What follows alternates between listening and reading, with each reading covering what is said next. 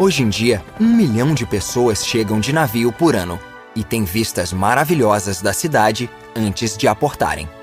O rio East separa Manhattan e o Brooklyn, em Long Island, e era o canal de transporte marítimo mais movimentado no início da história da cidade. A ponte de Williamsburg foi construída em 1896, 13 anos depois da ponte do Brooklyn. Com vista para o rio East está a sede da ONU, construída em 1950. A terra do edifício é considerada propriedade internacional. A quase 2 quilômetros, o rio passa por baixo da Hellgate Bridge, antes de se abrir novamente no aeroporto LaGuardia e na Rikers Island, o principal complexo prisional de Nova York. O rio Harlem é uma parte do sistema estuário do Hudson e serve como um canal estreito separando o Bronx de Manhattan. Sobre este pequeno rio existem 14 pontes. Por perto encontram-se os 2 Yankee Stadiums. O mais distante foi construído em 1923 e o mais próximo em 2006. O espaço aberto mais famoso de Nova York é o Central Park. Com 310 hectares, a construção terminou em 1873 e é o parque mais popular dos Estados Unidos. Frederick Olmsted, um de seus criadores, falou que era de enorme importância como o primeiro parque real deste país, um desenvolvimento democrático muito significativo. Sua realização levou 16 anos e envolveu a plantação de 500 mil plantas e arbustos, a escavação de lagos, a criação de colinas, a organização de jardins formais e a construção de pontes. O único prédio neste retângulo perfeito é o Metropolitan Museum of Art, fundado na década de 1870. No sul de Manhattan está o distrito financeiro que corresponde, a grosso modo, ao assentamento Nova Amsterdã do século XVII. Na ponta está o Battery Park, onde os holandeses e depois os ingleses detinham um forte de artilharia.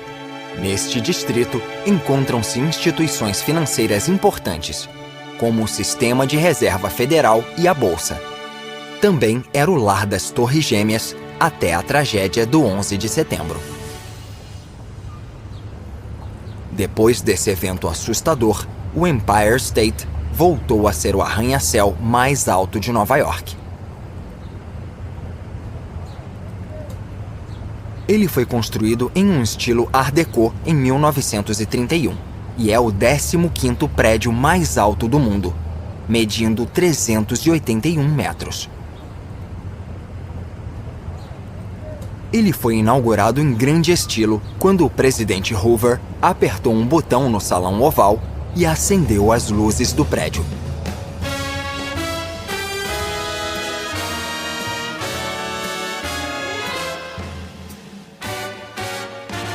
À noite, Nova York ganha vida. Não existe lugar mais brilhante que a Times Square.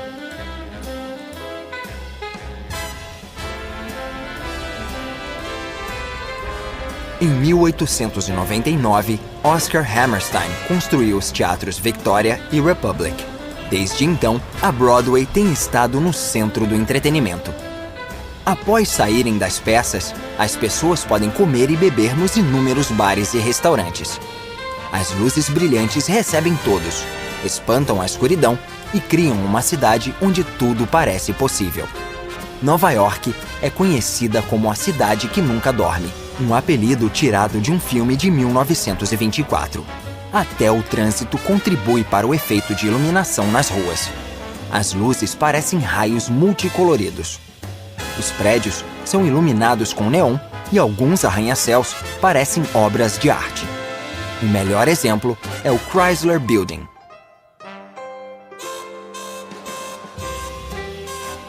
Para muitas pessoas, é o prédio em Art Deco mais bonito da cidade.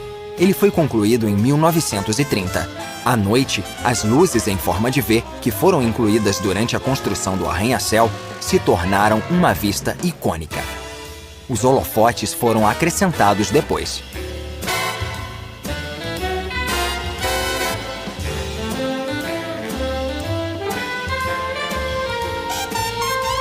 Do rio, a cidade parece um transatlântico mágico.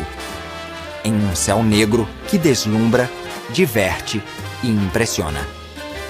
Enormes paredes de vidro brilham à noite. E os arranha-céus refletem a luz das ruas da cidade que nunca dorme.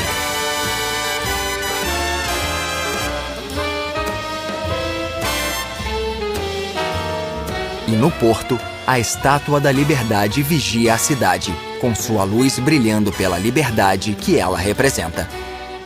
É o lugar perfeito para encerrar esta jornada.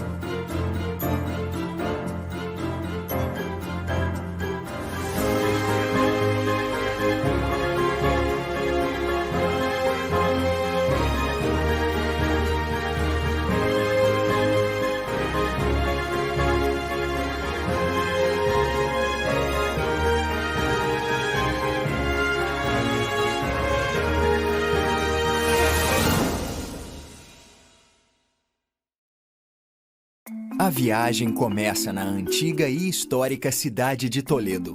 Depois segue para o leste e atravessa um planalto árido até chegar ao belo Palácio Real de Aranjuez. Ao norte fica a capital da Espanha, Madrid, uma cidade com mansões medievais, um palácio real enorme, belos espaços abertos e museus excelentes. Ao oeste se situa a cidade muralhada de Ávila, considerada a cidade espanhola com mais cara de século XVI. Ao norte, fica o Castelo de Coca, considerado um dos melhores exemplos da arquitetura militar espanhola. Ao sul se encontra Segóvia, uma cidade repleta de prédios históricos, inclusive um dos mais belos aquedutos romanos do mundo. O destino final é um dos tesouros mais magníficos da Espanha, o Palácio Real de La Granja de San Ildefonso. Nas planícies de Castela Mancha fica a antiga cidade de Toledo, que data do período romano. Em 1986, a parte muralhada da cidade se tornou Patrimônio Mundial da Unesco por causa dos monumentos e da cultura. Toledo é uma das melhores cidades da Espanha, especialmente porque se situa numa área elevada de uma curva do rio Tejo, onde a água esculpiu uma garganta profunda. As muralhas de Toledo foram reconstruídas várias vezes. Primeiro pelos romanos, depois pelos visigodos, seguidos pelos muçulmanos e por último durante a Reconquista no século XI. Duas pontes antigas dão acesso à cidade. Esta é a Ponte de San Martín, do lado oeste. Foi construída no século XIV e é muito fortificada. A ponte tem um arco impressionante de 40 metros e, naquela época, pouquíssimas pontes no mundo exibiam essa façanha. Na Idade Média, Toledo era chamada de Cidade das Três Culturas, porque nas ruas abarrotadas de gente, houve um período em que cristãos, muçulmanos e judeus conseguiram conviver relativamente em paz. Essa mistura cultural deu à cidade uma fusão de estilos visuais que agora encantam os turistas. Mesquitas com arcos de ferradura, sinagogas sefarditas e uma das catedrais góticas mais belas da Espanha. Tudo isso na mesma cidade antiga. Toledo também tem importância artística, pois foi aqui que El Greco, o grande pintor do século XVI, morou durante quase 40 anos. De cima é fácil avistar um dos mais belos prédios da cidade, a Catedral de Santa Maria de Toledo, uma das 3 catedrais góticas do século XIII na Espanha. Esta, na opinião de muitas autoridades, é a melhor. A construção começou em 1226 por cima da mesquita central depois da derrota dos mouros durante a Reconquista. Esta igreja enorme tem 120 metros de comprimento e 60 metros de largura. Por dentro, 88 colunas sustentam a estrutura. O artista El Greco foi contratado para pintar peças de altar e muitos quadros. A catedral também é decorada com obras de outros artistas como Goya, Rafael e Tiziano. Os turistas entram neste prédio magnífico pelos enormes portões do lado oeste e voltam no tempo ao caminharem por séculos de história. Na parte mais elevada da cidade fica o Alcázar de Toledo, uma fortificação de pedra. Originalmente um palácio romano no século III, ele foi restaurado nos anos 1540.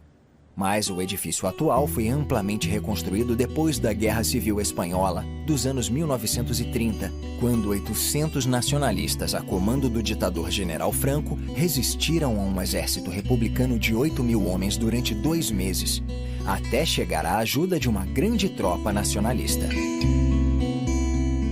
O prédio ficou muito danificado. Agora, a fortaleza é uma biblioteca e a sede do Museu do Exército da Espanha. No meio do planalto árido de Castela Mancha, existe um oásis verde onde se situa o incrível Palácio Real de Aranjuez. A primeira casa no local foi uma residência de verão construída no século XIV para um nobre. Mas 100 anos depois, se tornou uma residência real. O rei Filipe II começou a construir o primeiro palácio no fim do século XVI. Foram usadas pedras brancas e tijolos marrons, dando 2 tons. Quando Filipe morreu em 1598, a obra ainda estava em andamento, mas uma crise econômica e política na Espanha fez com que o projeto fosse abandonado. Em 1700, no reinado de Filipe V, a obra foi retomada com o intuito de tornar o palácio um rival do de Versalhes, na França. Mas em 1748, um incêndio destruiu o palácio quase todo. Foram os reis Fernando VI e Carlos III que, no fim do século XVIII, criaram boa parte da construção vista atualmente. O novo Palácio Barroco tem os mesmos 2 tons de pedra branca e tijolo marrom. Os Jardins de Aranjuez estão entre os mais importantes da Espanha. Foram criados por Filipe II no fim do século XVI e só continuaram em desenvolvimento por causa da água abundante do rio Tejo. No início do século XVIII, Filipe V contribuiu para a obra fazendo um belo jardim barroco com caminhos que se estendem de um ponto central. O Palácio Real de Aranjuez fica a 80 quilômetros de Madrid, a capital da Espanha. O primeiro sinal da capital é uma das muitas autoestradas que conectam o resto do país a Madrid. É a maior cidade da Espanha, com uma população urbana de mais de 6 milhões de pessoas. Mas o helicóptero precisa encerrar o dia no aeroporto Quatro Vientos para conhecer a cidade pela manhã.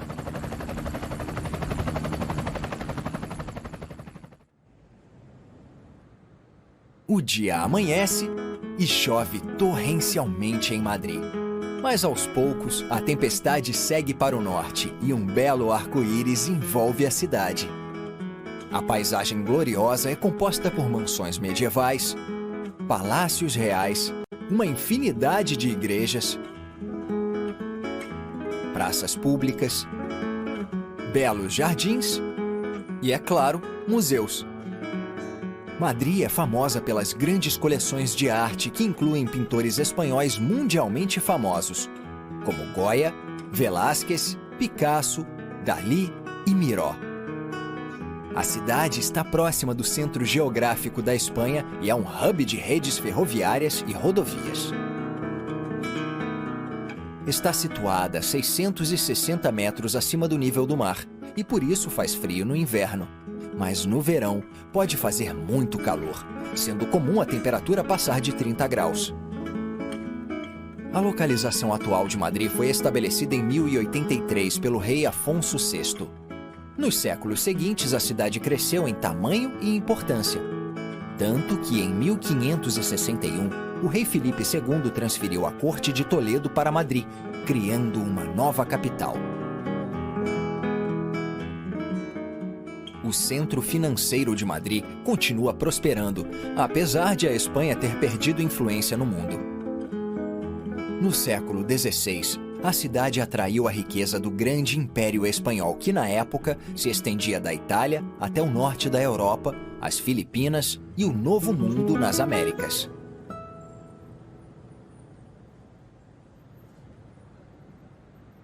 O Palácio Real é uma das principais atrações turísticas de Madrid. Apesar de ser a residência oficial do monarca, atualmente só é usado para eventos oficiais, pois a família real mora numa residência menor nos arredores da cidade. O Palácio Real foi construído nos séculos XVIII e XIX e é enorme. Tem mais de 3.000 cômodos. O palácio atual substituiu o alcázar medieval que foi consumido pelo fogo na noite de Natal de 1734. A obra foi inspirada em esboços feitos para a construção do Louvre, em Paris. O palácio é quadrado e tem um grande pátio com galerias e área para desfile militar. A decoração e o layout dos cômodos do palácio mudaram ao longo dos anos, à medida que o prédio foi adequado às necessidades das gerações que se sucederam. A Catedral de Almudena só começou a ser construída em 1879.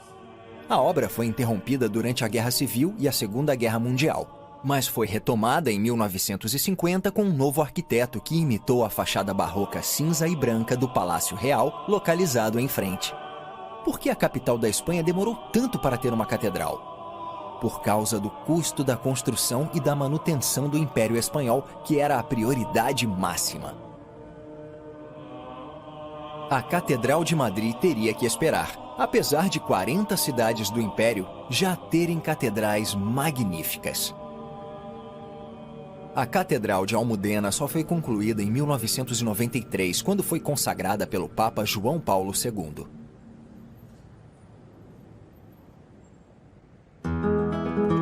Uma das grandes obras arquitetônicas de Madrid é a Plaza Maior. A construção começou em 1617. Ela é retangular e cercada por casas residenciais de 3 andares com 237 sacadas voltadas para a praça. Mas o que se vê atualmente é do século XVIII, pois a praça teve que ser reconstruída depois de uma série de incêndios arrasadores. 200 anos antes, o fogo que ardia na praça tinha uma natureza bem diferente. Era aqui que a Inquisição Espanhola matava os supostos hereges na fogueira ou no garrote. Agora a praça é um dos espaços abertos mais bonitos da Espanha e cedia feiras e vários eventos culturais. Das muitas galerias de arte de Madrid, uma se destaca das demais: o Museu